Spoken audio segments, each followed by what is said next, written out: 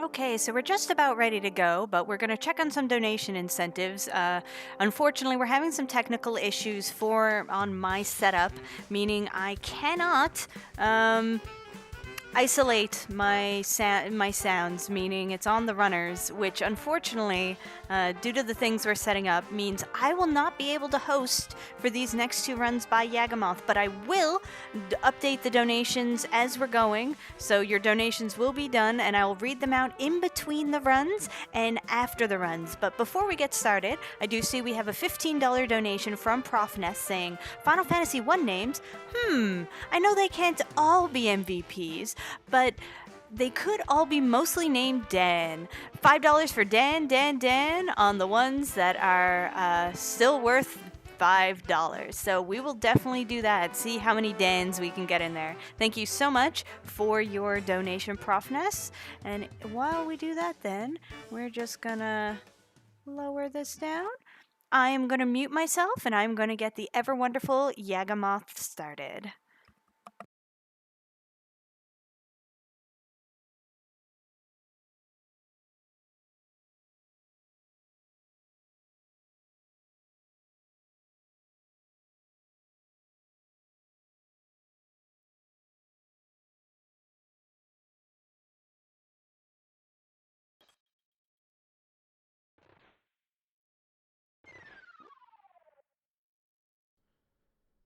Alrighty. Good morning, good evening, good afternoon, and welcome everybody. I hope you're having a nice time so far. And, well, we're going to do... Oops, I think I have the timer still running. We're going to do a relatively impromptu run of Goof Troop. So for anybody who does not know this game, this is a co-op multiplayer game. Co-op multiplayer, sure. A co-op puzzle game is what I meant to say. That is for the Super Nintendo. And traditionally, you try to play this game with two people, if you can have a friend. It works also as a single player game, but I definitely feel like this game was set up as a multiplayer game. Now, currently I don't really have anybody with me. However, there's that weird thing that I do sometimes, and... well... that weird thing is me playing both characters at the same time. So I actually tried to do just a Goofy or just a Max run earlier, just because this is a relatively impromptu run for me, so I wasn't confident in my one-player, two-controller skills. However, it turns out that I'm much less practiced in Goof Troop with one controller than I am with two. So, well, we're going to hopefully have Goof luck, and then we go. To give you a brief idea, Goofy is the big guy on the left, Max is the little guy on the right. Goofy traditionally just does more damage than Max, he does 5, and most, let's say, stronger enemies have exactly 5 HP, Max only does exactly 4, so he doesn't deal much more damage, but generally speaking, he does need at least one more hit in order to take care of enemies. So you want to have Goofy take care of enemies and Max take care of the running, because he's just faster. I would say let's just get going in 3, 2, 1, let's move. So I hope I'm not going to mess this up too much. Either way, normally I like having a hand cam for this kind of thing, however I'm absolutely not set up for this, to do this right now. So I apologize for the lack of it. You just have to imagine me using one controller upside down and the other controller right side up. So, generally speaking, what you want to do is just pick up various items. Each character can only pick up one item unless the other character is no longer around, then that other character can pick up 2 items. So what I want to do is I just want to make sure that I have something that is edible on Max, and I just messed this up with Goofy. Essentially the hearts you can see next to the character portraits. Banana gives you 2 hearts, a cherry gives you 1 heart. What those do is give you 1 extra hit. It doesn't matter how many hearts I have, I just have 1 extra hit that I can damage boost through enemies. Other than that, I will just straight up die from enemy contact damage. So right now, I'm a bit rusty, so I'm not doing the best at solving these puzzles particularly quickly. But as you can see, there is actually, I'm going to take a little safety measure, picking up this green crystal. The green crystal gives you a continue in case I game over, have no more health or lives on any of the characters. Now the interesting thing is, in multiplayer, when one character dies, you just switch screens and then you can press start and the other character is immediately back there. So you do have a really easy way to recover. However, you can't really do this during boss fights. So just picking up some continues along the way is just a nice safety measure. So, those red crystals are extra lives. They are quite valuable on Max because he's never actually supposed to die, although he might just once in a while. So, and then this puzzle here. There is a slightly better way of how I can handle this with one Play 2 controller. But generally speaking, one Play 2 controller is kind of the compromise between attempting to do co-op strategies with, well, just by yourself, and the compromise of attempting to do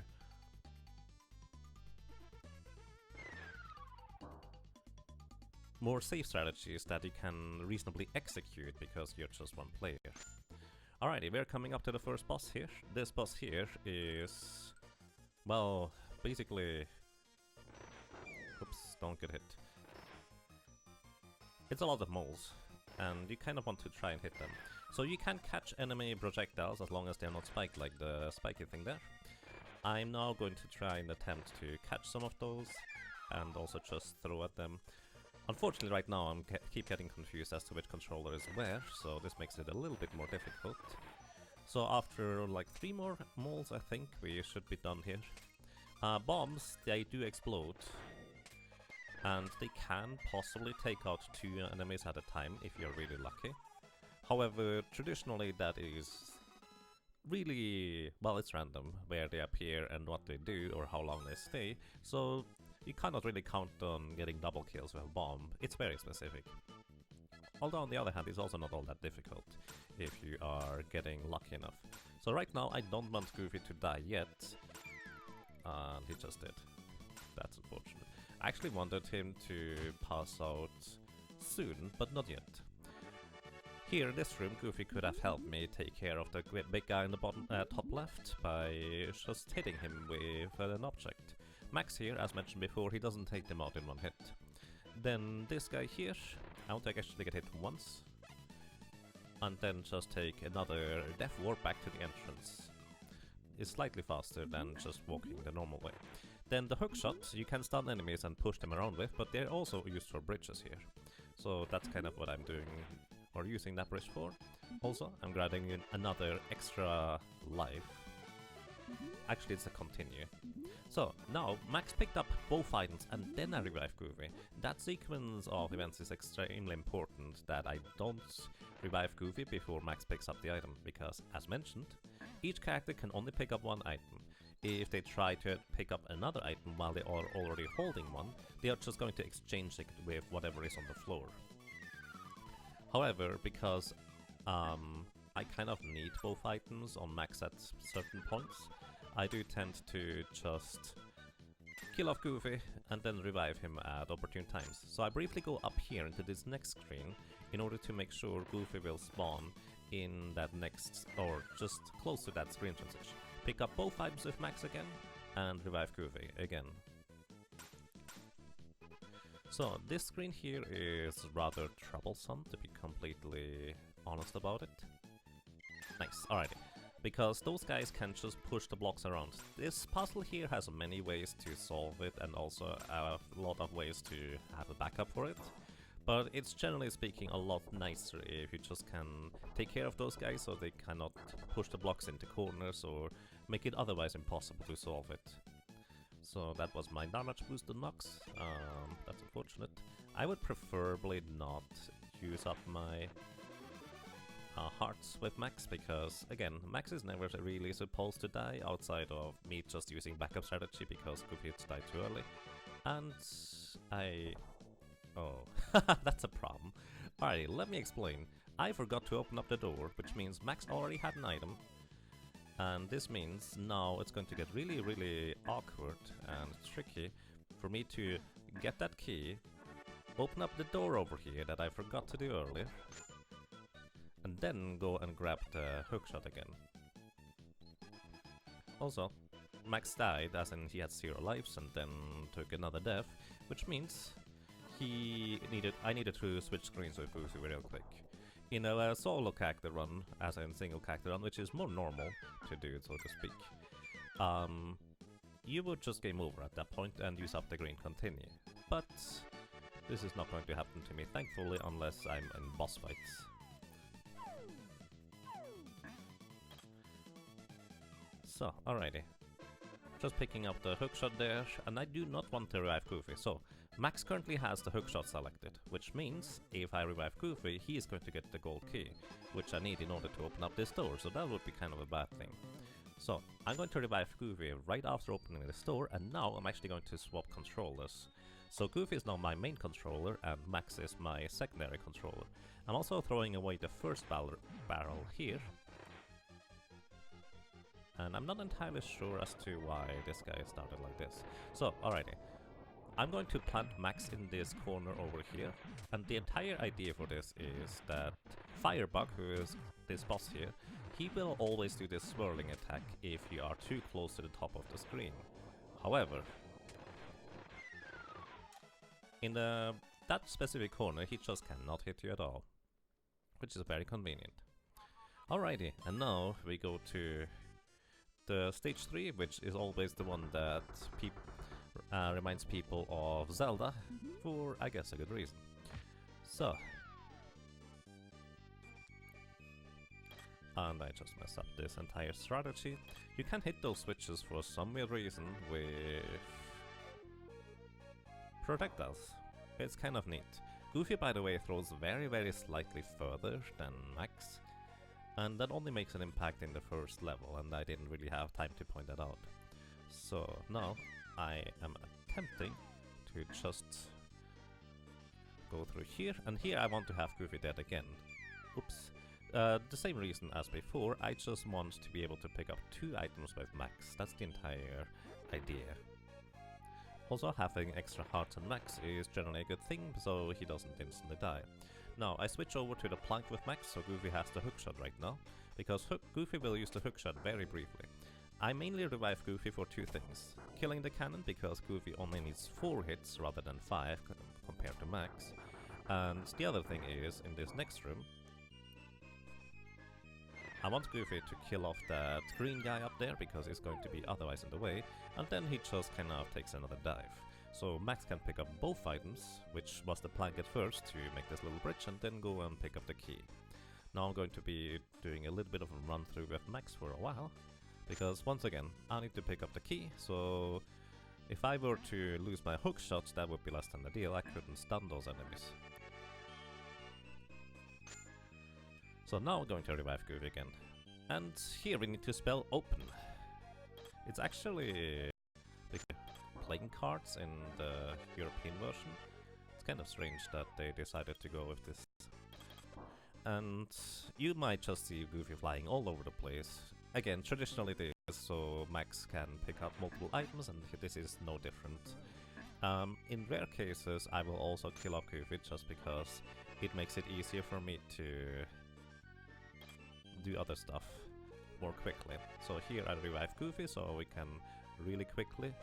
Oh, Goofy has the key now. Alright, that is awkward. Goofy's not supposed to have the key. Goofy's supposed to have the hookshot, because Goofy just helps Max real quick here, getting through this section. Or not. Goofy, please. You actually need to face down in order to hit them. I mean, I can always blame Goofy, right? Even though in reality it's just me messing up. So we need both, all of those items here in order to progress later. And I'm just going to briefly do this exactly. Just want to have some extra health and stuff on Max. And here I also kind of want Goofy to make sure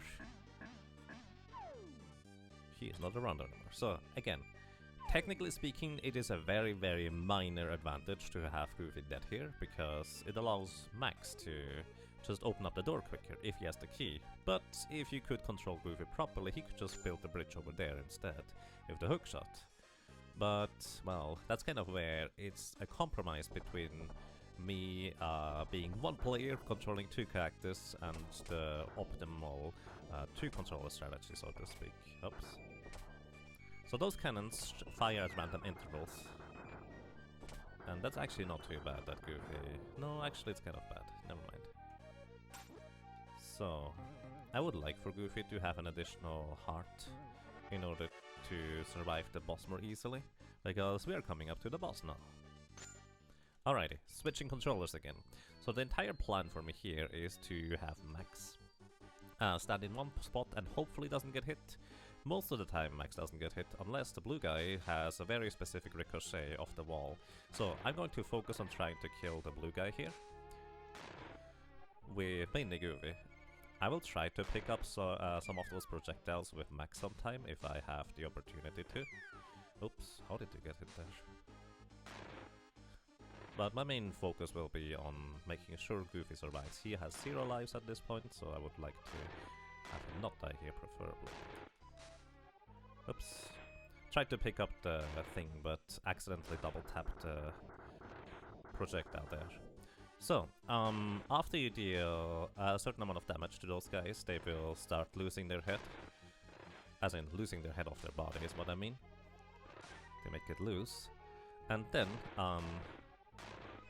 they will just throw it towards us, which is why I want to keep...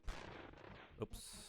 Oh, at least I I needed to hold the hands up with Goofy here in order to catch the projectile Max threw at me. Unfortunately, that didn't quite work out.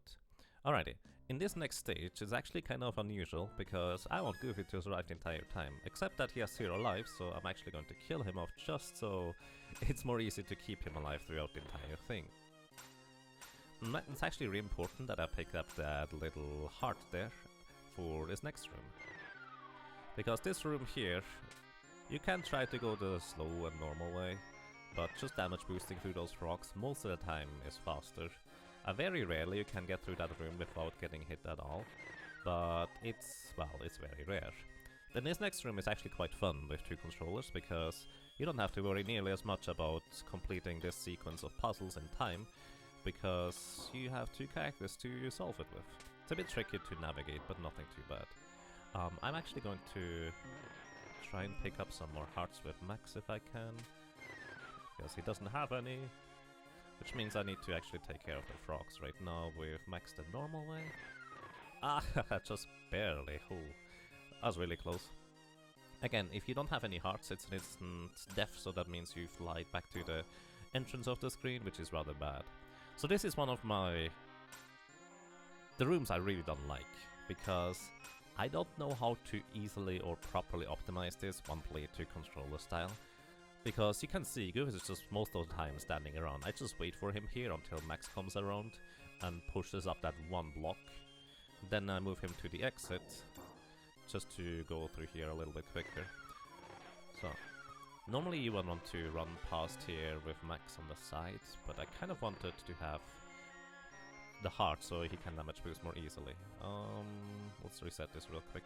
I tried to kill this guy just with the barrel here that Goofy picks up.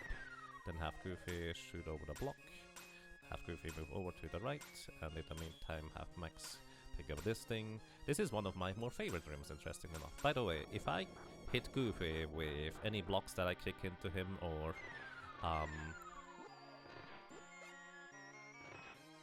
there goes my hearts. If I hit Goofy with a block that I hit into him, or with a barrel that I throw at him, he will not lose any health. He will get stunned for a short while and not be able to do anything. But it's nothing bad. However, if I throw kick an exploding block or a bomb into Goofy, that will kill him if I throw it at Max, for that matter. Naturally, if enemies throw barrels and stuff, they will damage you.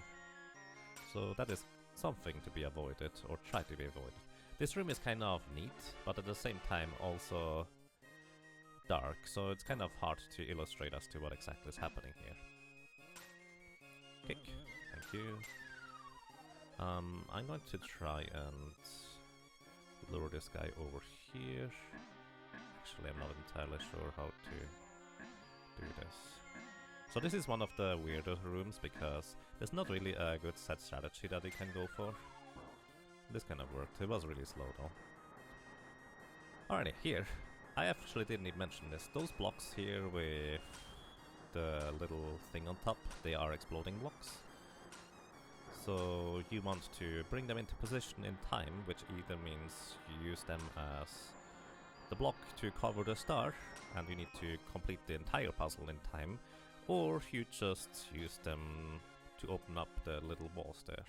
So here's one of the rooms that one player, two controllers saves a lot of time over compared to just the regular one controller run.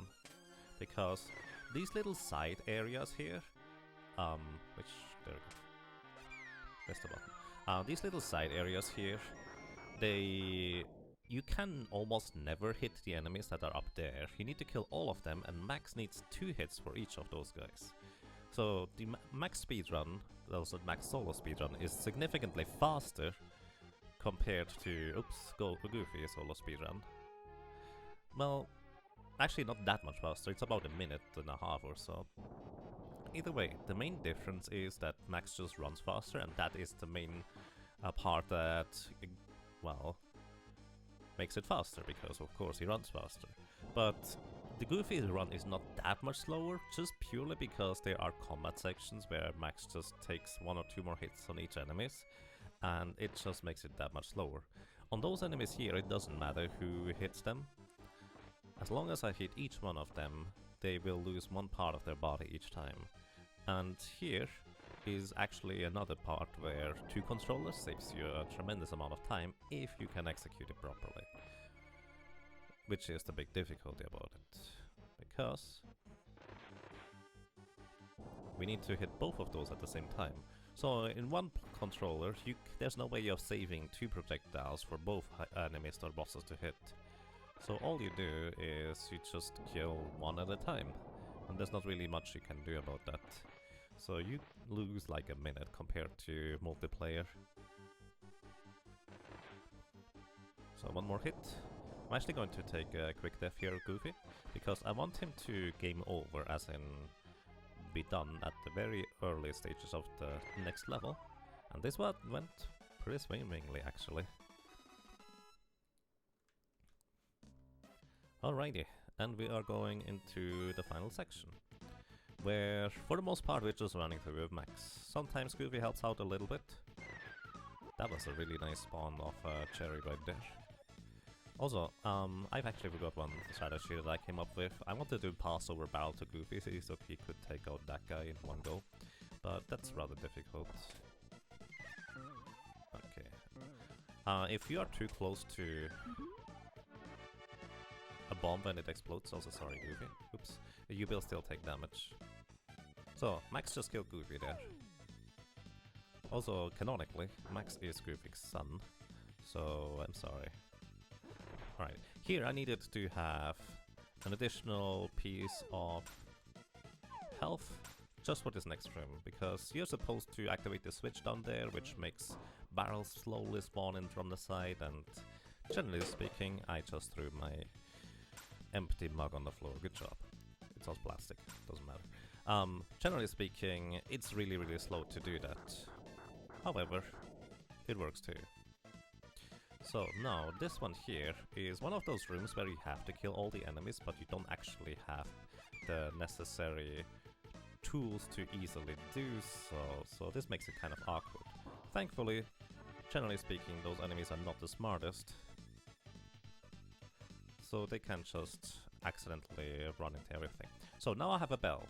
The bell lures all the enemies, almost all the enemies, into this place. Wait a second, I'm supposed to do this room here with Goofy, because Goofy does not need 2 hits on each of those guys, he only needs 1.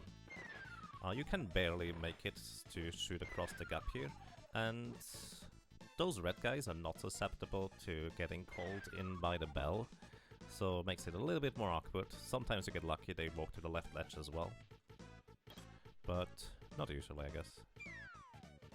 So this room here is kind of nice, because one player can start throwing one block and then the other player can start throwing the other block. But at the same time, there's not that much to optimize. Well, probably a little bit more than what I do anyways. For 2 players, that is. again, I'm really rusty on this kind of category. So if I make too many mistakes, I did pick up the continuous for that very reason. I think I was supposed to have Goofy go over to the side, because now Goofy is going to be slow here. Yeah. Anyway, I actually messed this up.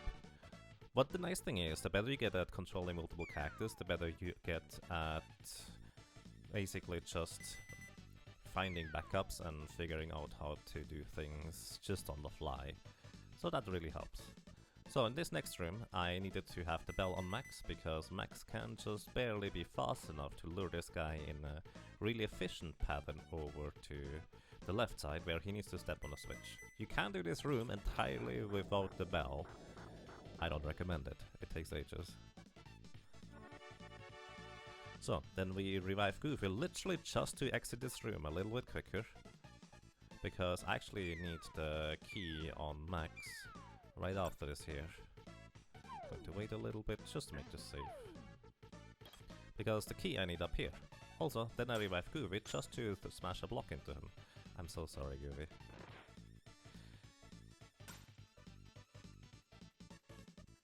So, we pick up a golden key that is kind of hidden there.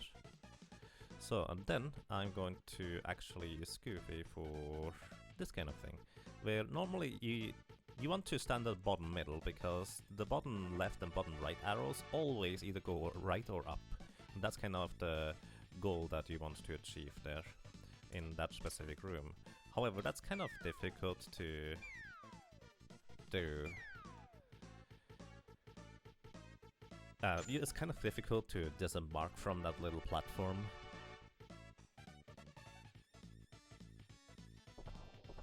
When you have... Oops, I don't want to get it. It's kind of difficult to disembark from that little platform. Did I? Oh, I'm a derp. I wanted to pick up the things with the hookshot, but I don't have a hookshot anymore. Right, let's go. Hang on, I need to actually think. I will still want to explain that little platform. Either way, it's difficult to get off the platform without moving the platform accidentally away from the land, so having Goofy just standing in the top right corner and then going to the exit makes this way nicer. So this room here is, generally speaking, really nice with 2 players. However, I'm not using the optimal strategy for it just because I don't have that much coordination, especially not after being so rusty. So this is the final boss. Oops. He sometimes gives you bombs that you can throw at him, which is actually a good thing. Also, I just put Max in the corner so he is as far away as possible from everything. And this is normally a good thing, having those little minions being called on you, because this means Pete, the boss is called Pete, has less of a chance of doing stuff that you don't want, like shooting the thingies there, and higher chance of actually giving you bombs instead. However, it's not really a good thing for one player to control, because normally what we want to do in multiplayer, you just have one player distract the enemies, and the other player goes ahead and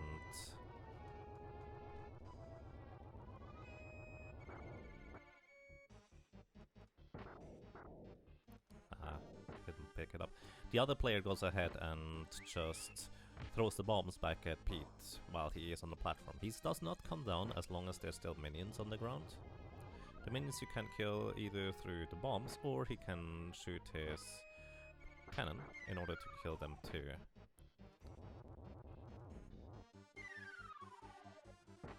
Okay, he's coming back down now. Oh, how did I miss that one?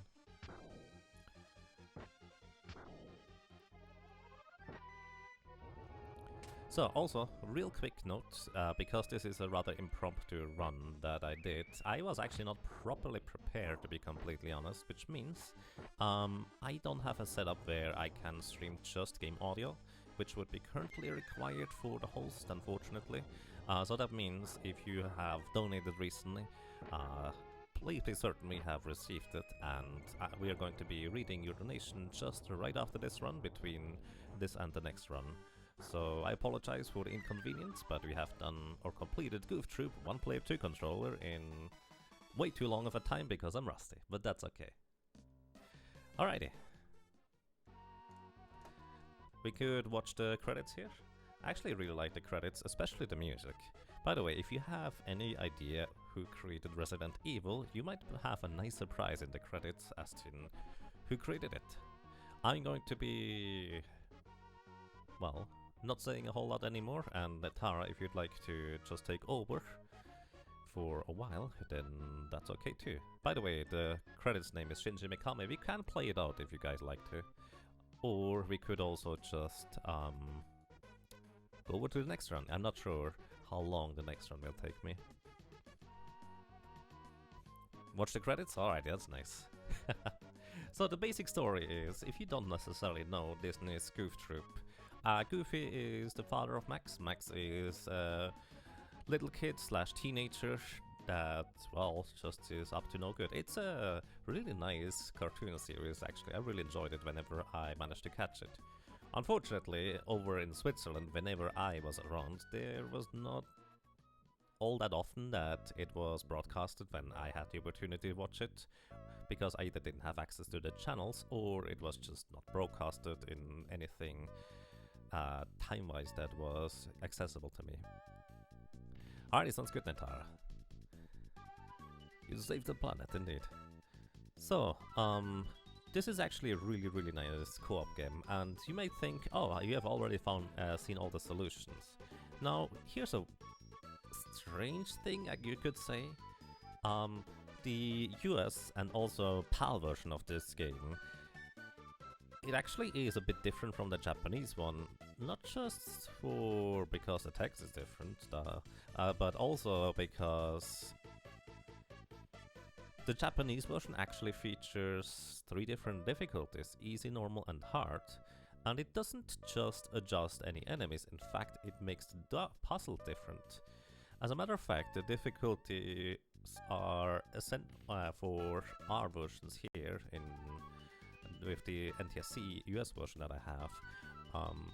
It's actually a mix between all difficulties pretty much. Actually, I don't think there's much easy in there, but there's definitely a few hard and normal puzzles in there. So if you'd like to play this co-op with someone, and I highly recommend it, it's a really awesome game for that. You may want to just choose the Japanese version and play this co-op.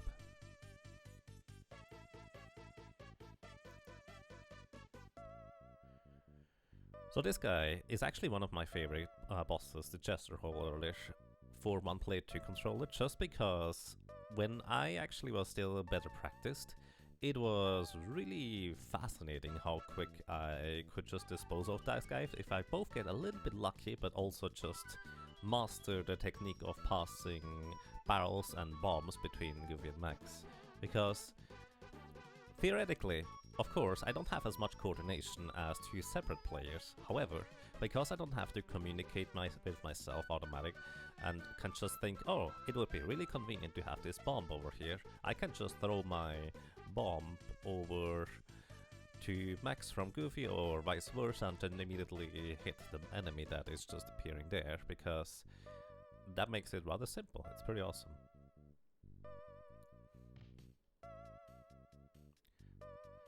Also, in the skeleton fight, you may have seen, I did have a few opportunities where I tried to pick up projectiles with Max and then pass them over to Goofy. That fight can be sped up quite tremendously if I manage to do that well too. On Pete, sometimes a bomb gets thrown into a place where Max can briefly pick it up in the bottom right corner and toss it over to Goofy, but it's really just the skeleton fight and the very first boss that make a major difference. Alrighty, and here, the final credits. Game designed by Shinji Mikami. For anyone who does not know, and I did not know that because I'm not into the series, Resident Evil. Which means this guy is actually really good. And honestly, this game is amazing for a Super Nintendo game. Like, there's so much polish in this. It's fantastic. Alrighty, scrolling the credits, I'm actually real quick picking up my jug of water and then go and grab some more water and, well, then we will continue with Rocman X, The Revenge. It's actually not a different game. The Revenge is more like an allusion. A reference to earlier in the marathon where I did attempt to do a Rocman X run, just kind of impromptu because we had some time, and I failed rather horribly. You'll see. I'll point out where I failed. And in this case, I will actually be able to provide you with the true experience for Rocman X, because I did manage to find the emulator again that actually emulates it the way a Super Nintendo plays it. So thank you very much, and be right back.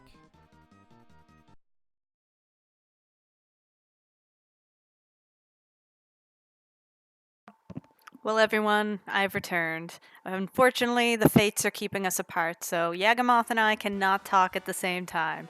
But that is okay. I'm just going to update you with some incentives.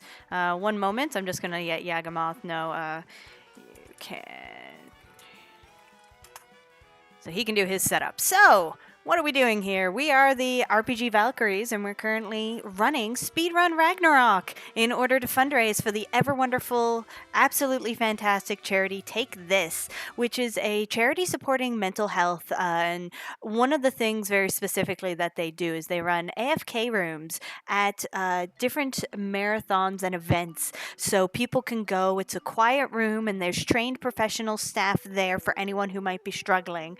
They have lots of resources even right there in the room. But the main thing is that it is a quiet space where if you're someone with anxiety or who's just overwhelmed or struggling for whatever reason or just not feeling good at all, it's a quiet space where you can go and relax. And we're currently trying to raise $10,000 because if we do, we will fully cover the cost of them adding another AFK room to a new convention.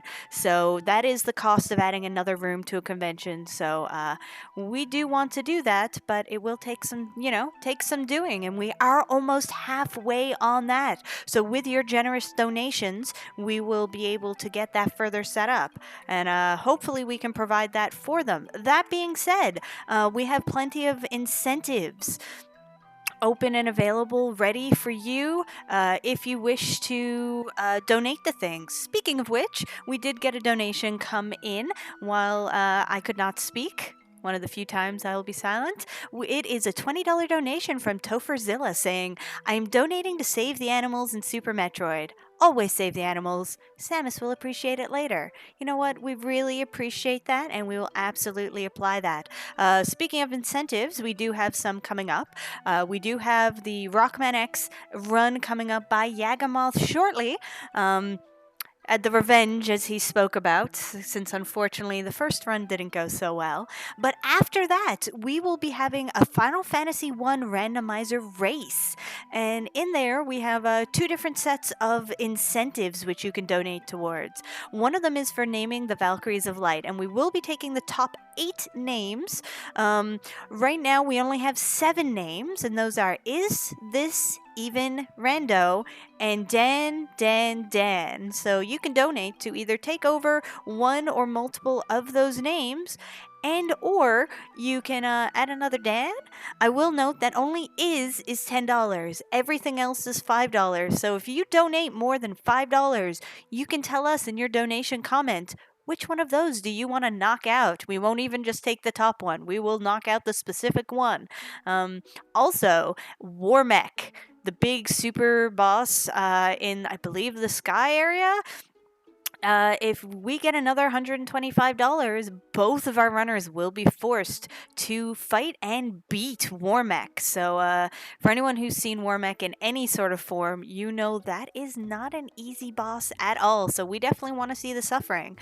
Speaking of save and kill the animals, I'm just double checking. I don't think we have an actual just Super Metroid run. I think we do just have our randomizer, which is Super Metroid versus A Link to the Past combo randomizer, and that is another $20 to saving the animals, which puts save the animals at $30 and kill is still at 0. So if you want to kill the animals and save the frames, you gotta beat $30. But that is a rolling incentive. Well, it is a going bid war up until the point where it's time to save the animals at the end of the run.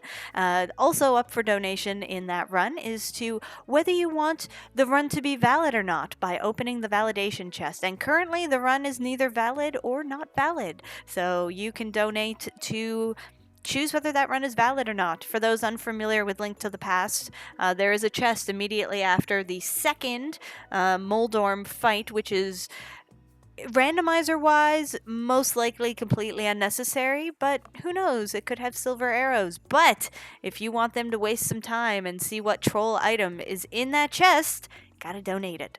So, for that, I am going to turn up the music, turn myself down, and we're gonna get Yagamoth all set up for the next run.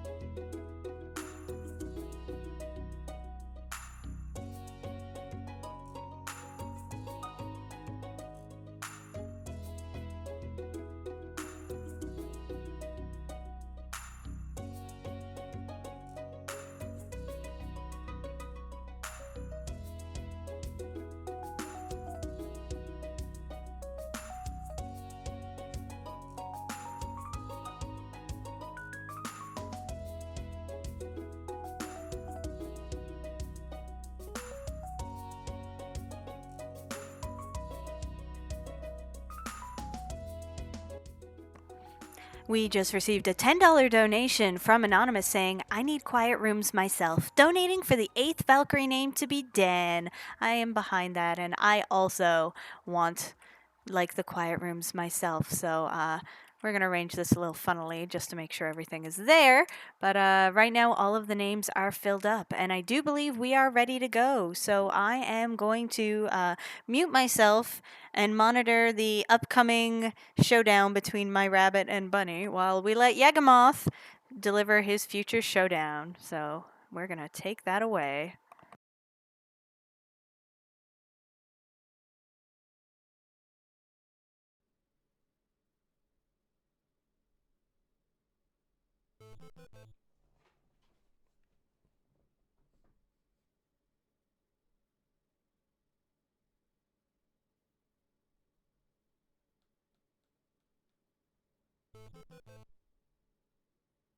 I'm live. Oh boy. Alrighty. Welcome back, everybody. Good morning, good evening, good afternoon. Actually forgot to sound balance check this one. Hang on. So if the music is too loud, feel free to let me know. Alrighty. So for anybody who is not introduced to this, we actually, I tried to run this earlier in the marathon. This is Rocman X for the NES. It's not Rockman, it has actually absolutely nothing to do with Rockman at all. Aside from the name, that is very similar, and them stealing some Mega Man assets. So, alrighty, my microphone is very low, I cannot put up the microphone any higher, but I can turn down the game if I wanted to. So, just to give you a brief idea,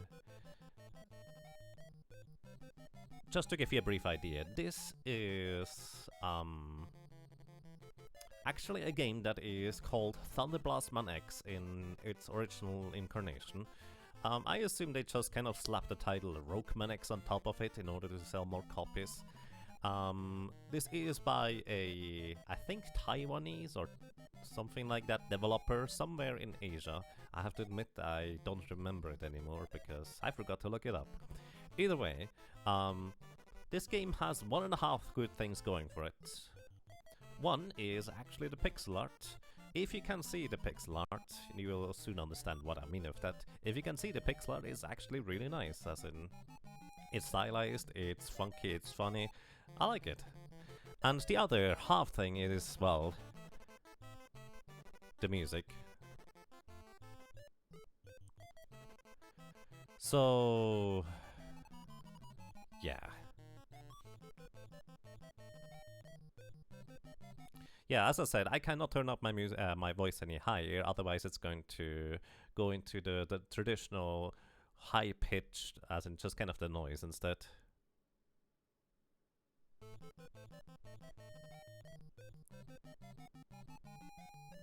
Can't even hear the music. Right now.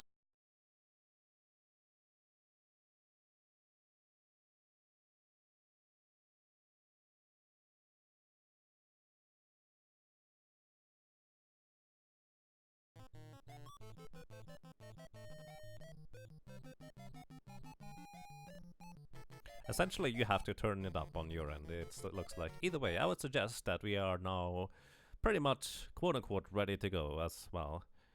As ready as we can be. Is the global volume that's too loud? I don't think there's anything can do about that. I cannot turn it up any further without it just in going into the screech mode. And I'm not sure how to else handle that. Sorry, you just have to turn it up on your end. So either way, let's get this going. Let's get this going. In 3, 2, 1, let's move. So, initially, kind of like in regular Mega Man games, you have the choice of 1, 2, or 3 stages. If you don't choose the correct stage, you are in big trouble. One of the stages is really difficult to beat with just the basic weapons, and you don't have a good farming spots for money. The other stage is almost impossible to beat. This one here is the one that you want to go for. And let me introduce you. You may see some scrambled stuff. So, we didn't have this last time because I played it on emulator that actually displayed the game how it's probably supposed to be, but not actually how it's playing on a real console. So this is how the game looks on a regular console if you play it on the NES. And it is really messed up. So the thing is, it has a lot of trouble with vertical scrolling, and there's also some other quirks that add to this entire idea. I'm currently just moving my way through the secondary exit of the stage.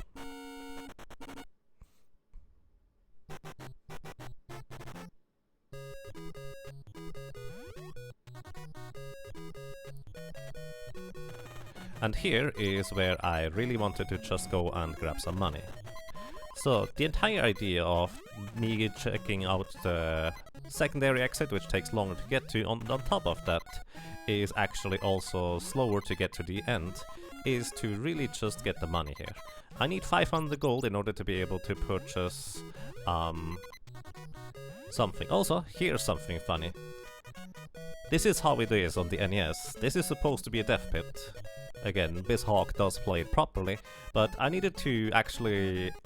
I looked through like 15 or 20 different emulators to find one that emulates the game the way it is on the NES. So in order for me to die, I actually have to duck and dash at the bottom. Then it is continue, yes, no, we don't want to continue. Continue? Yes, okay, let's actually continue. Alrighty, let me explain this real quick. The first time it asks you to continue, it is a literal continue, meaning it continues from exactly where you just died at. Which, that sounds like a convenient thing, until you realize you only have one of those literal continues. So you might think, okay, what's the big deal of just using it at some point, because might as well, if you have one. And yes and no. So the problem about using the literal continue is actually that if you die again by chance, you lose all your upgrades and weapons and anything that you have purchased. You can then still continue from the place where you were at, but you will not be able to properly continue afterwards anymore. So it's really highly not recommended for you to continue. Also, I've dashed as far as it dashes. There's no way I can reduce the amount of distance I dash in this game. So here, there's the shop at the end of the second level. We can buy a weapon upgrade, and let me tell you, if I did not upgrade my weapon, I would not be able to deal with this guy properly. To give you an idea, I can only hit him when he's not blinking and only right after he shot something or right after he lands, right here. So I have a very limited time frame on when I can hit him. His pattern is exactly set, he always does the exact same thing, there's no real randomness to it. In fact, this game in general has very little randomness to it. However, he takes 9 hits total until he's defeated. And the funny thing is, the weapon I just picked up, or bought for the 500 monies, is 3 times as strong as your basic weapon. So you really don't want to try and fight this guy with the more basic weapon. It's really no good. Okay, what I'm trying here is just dash in ways where I hopefully don't get hit. And I already messed up most of that, but that's okay. So there's backups upon backups. Again, this game has very little randomness to it. However, it is also very finicky. There's actually a lot more enemies that you see. Most of the time you despawn this weird, I don't know what it is, that thing. And most of the time, you just kind of only see ever half of the enemies spawn. In this next stage here, I want to take a quick death, and also here is where you can hear the other half of where the music is not as stellar. Just listen to it. I hope you can hear it well.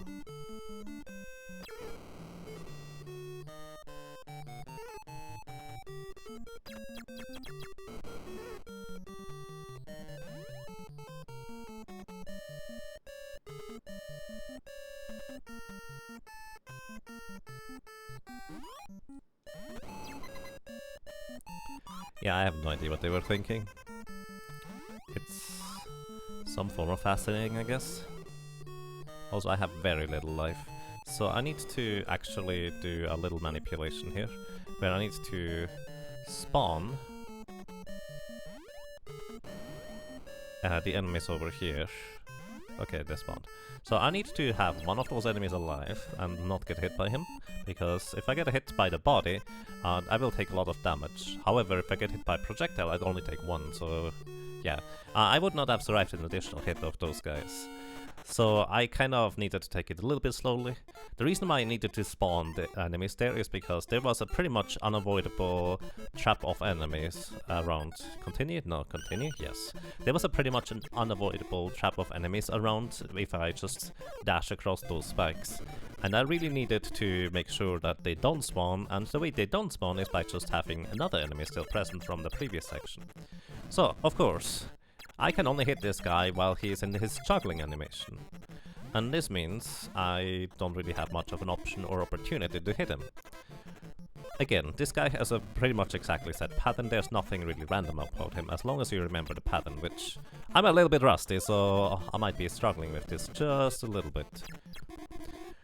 So, also, as mentioned earlier, this game has very little in terms of randomness going around, which means it's actually, generally speaking, a nice little speed game. However, it is also incredibly finicky. You may have noticed, I spawn an enemy in order to despawn enemies later. If I'm just slightly off timing in terms of where I need to go, I would have different spawns of enemy, and that just kind of messes up the spawns for the entire rest of the level, for that matter. So it's kind of tricky.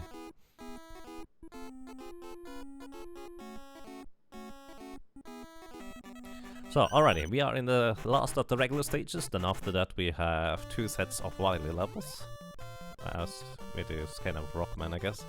So I just damage boost through this guy here, and here's another convenient thing about the true NES version. You can just walk on that nothing there. Also here, I do a little setup where I want to land exactly on this ledge without touching the cannon itself. If I get hit by a projectile, that only does 1 damage, so it's fine. However, if I were to touch the cannon's literal body, it would deal a lot of damage to me. So this is the level that I mentioned that is pretty much impossible to clear if you try to choose it initially early. Good luck on finishing this. This is not fun unless you know about the little setup that I did there just now. Alrighty, and we are now in the level that is actually quite interesting if you see it the normal way, the way it's supposed to be looking. Also, I'm going to take a quick death here, just to refill my health. It is actually kind of a nice exploration level, and there's even an intentional shortcut. It is intentional indeed, in order to get over here, and then go over here, and then go up here. Alrighty, we are already here. And so the thing is, this is how the game looks on NES, as I mentioned, like about 10 times? I don't know, many times, way too many. Either way, it's kind of fun to just try and play through this game. So the very first time I was introduced to this game was actually at HDQ 2013, the very first Awesome Games Done Quick that I attended. And it was actually kind of fun because it's essentially a puzzle platformer. It's not intended to be a puzzle platformer, but it is basically a puzzle platformer at that point. So trying to find the exit and knowing where to go through this garbled mess of screen tearing is kind of fun. Also, by the way, you can mess with the shopkeeper. You can make her close her eyes and something else that I'm not going to be going into here. Either way, she would take your money if you try that. So this guy here is kind of funny. If he is blinking, he has absolutely no hitbox. You can just walk through him, and also his attacks just straight up don't work. So yeah, this is what he does when he's trying to do this, and then he can do a Hadouken. But when he is blinking, none of his attacks work at all, and tries to call stuff. Now he tries again. Alrighty. Of course, he also has exactly said pattern. Optimally, I don't get hit by him, but I usually tend to forget certain parts of his pattern and get hit anyways. So that would be unfortunate because normally you don't get actually your health refilled in between levels, which is why I took certain deaths on certain bosses just to refill my health for more damage boosts. But also, on top of that, he's shooting. On top of that, after you complete the first 3 sets of levels, which is always 2 levels and the boss, you will be introduced to a little auto-scroller section. And that auto-scroller section actually heals you, interestingly enough, so it was a good thing that I didn't die, so we come here.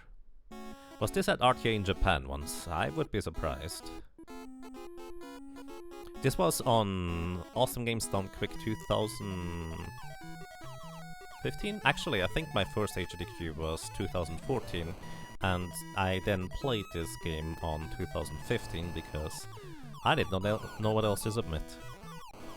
And yes, I did run this at a GDQ once. I was more prepared and also more practiced at the time. Either way, this is kind of a fun little game. Also here, I actually really like this music. I think it's really good. Like, unironically.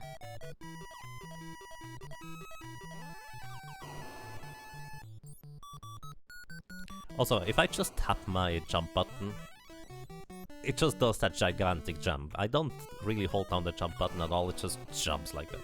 Also, unlike other stages, you actually can charge up your attack in this stage here, which is interesting, because it ends up being quite useful. Since the charge attack does 10 damage, and your little pellet, the normal attack, does 1. So you can see which one is significantly more efficient to kill enemies with.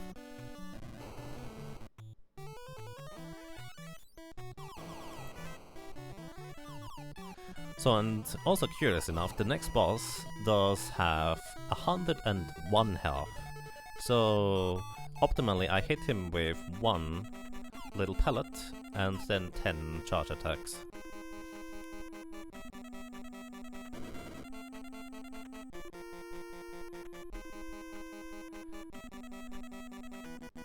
So, just hit this guy. By the way, his little spikes do absorb my pellet projectiles, so it makes it a bit awkward to try and hit him. But the charge attack just goes straight through those. So sometimes I decide to just do an 11th charge attack. Oops. If I don't mess up like this. Sometimes I decide to just do an 11th charge attack because then I don't have to worry about the spikes absorbing my hit. But you also kind of, by the way, listen to this.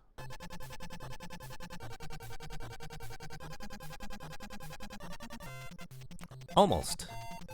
So, from all I can tell, it is completely random how long the game takes until it goes from the music transition to this part of the level here. I have absolutely no clue as to why it does that. It just suddenly goes... Sometimes it's really fast and it's really weird. Whoa, I'm already here. And sometimes it takes ages. I actually have no idea why. Goof Troop looks a lot more bootleggy than you can remember. Yeah, funnily enough, this game is not a bootleg. This is its original product, and if it had a bit more polish, it actually would be really good. Like for an NES game, this would be really good. But well, it doesn't have the polish, so yeah. This is Rocman X, in case anybody is actually curious what this game is all about. Not Rockman X, it is actually Rocman X. It is not a bootleg, it is its own game, just relabeled because I assume they wanted to make money with it or something like that. By the way, I just grabbed some health there in order to damage boost through this guy. There's not a reliable way to get through those guys otherwise. Sometimes the second guy spawns, sometimes it doesn't, so just doing this. It's not a bootleg, it's its own game called originally Thunder Blastman X, and again, it's actually not a horrible game in terms of overall idea. It's just the music is sometimes really off, and sometimes... well, it doesn't work properly on a real NES, let's put it that way. So this is actually the only boss who has... well, that's not true, not true. This is the only boss who has any notable form of randomness to it. So, I want to hit him as soon as he gets out of his corner, because of course, while he is sitting in the top right of his corner, I cannot hit him.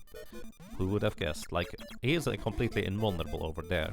So my goal is to hit him as soon as he starts moving, hopefully to the left.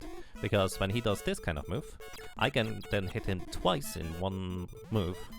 Or sometimes he also does a spike attack. I just messed it up. When he does the spike attack, he immediately returns to his top right corner afterwards. Just kind of like that. He was about to move and he was about to do the spike attack, but I interrupted it by hitting him instead. So yeah, this worked actually quite well. So, and now we are arriving in the fateful level where I completely and absolutely botched my playthrough. So, alrighty, I explained already as to why I do go for the continue, yes, no, continue, no, and then continue, yes, option or variety. Oops, I messed this up. By the way, I'm stuck here. I have to dash to the right side, otherwise I don't get away from there. I already explained as to why I choose continue, yes, continue, and no, continue, yes. So this here, if you fall into this pit, down this minecart thing, it actually does not give you the first prompt of the continue thing. So, unfortunately, this means I would be just needing to say continue yes immediately instead of going for no first, which is what I messed up last time. So, if you haven't seen an entire run of this game yet, you will get to see this in now. Also, the exit is through what seems like a closed wall that is actually there even without the vertical screen scroll problem. So, going to take another quick death, continue, no, continue, yes. Just to refill my health, because I will need the health actually in order to damage boost through the section. So this is actually quite an interesting level, like unironically, it has quite a few things going for it.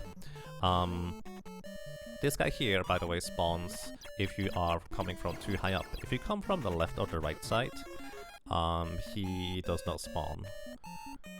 But unfortunately, you jump way too high and there's no variable jump height that if you just jump on the platform in order to get that heart, you will spawn him regardless. so might as well take him out immediately. So, I skipped like 2/3 of the entire stage. This is a gigantic skip through the spikes. I don't know, I don't think it's intended, but who knows. Either way, this was just a place before the final boss, going to heal up. And here's the final boss.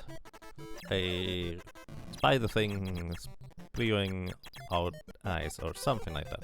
I don't know what this is supposed to be. Either way, the real boss is up here.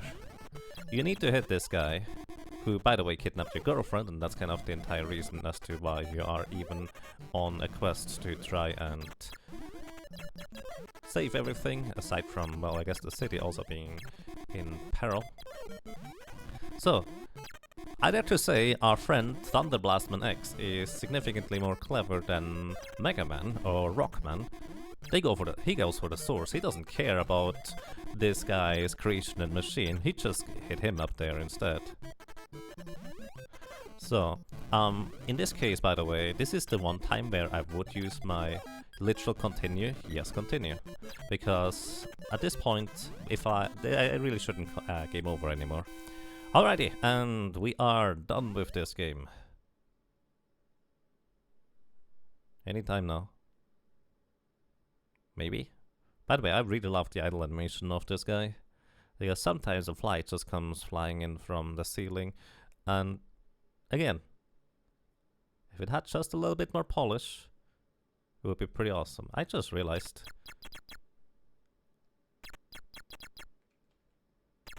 I started charging without actually attacking. Either way, what you are actually supposed to do is, of course, you go up to the girlfriend. And that, ladies and gentlemen, is Rocman X.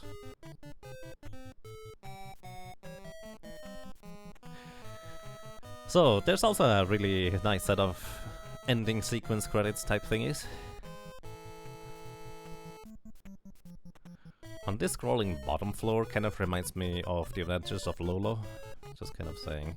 But again, except for the name and the title screen, which is clearly ripped off and an allusion to Rockman X, it's its own original game. By Sachen, yeah, Sachen, I don't know how they pronounce it over there.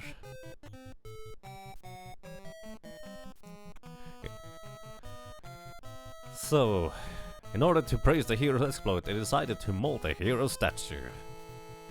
Now, let's take a look at his heroic bearing.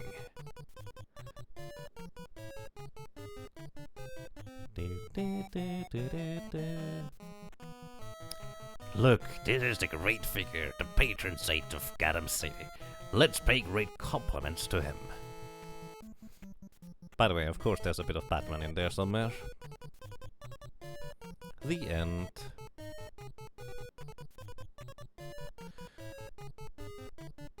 If he can fly, why did he need the motorcycle? He can only fly so far, and... oh, wait. That's actually a really good question, and he is flying at the end. Also, the music is by Amadeus Wang. Again, the music is in parts actually really good, like I enjoy it, and in parts it's just that indecipherable mess of whatever. Also the title screen is now messed up. Alrighty, this was Rocman X. If you have donated during this or any time before, I'm sure Netara will be able to take over now. So thank you very much for the hosting and being around, and until next time, take care everybody.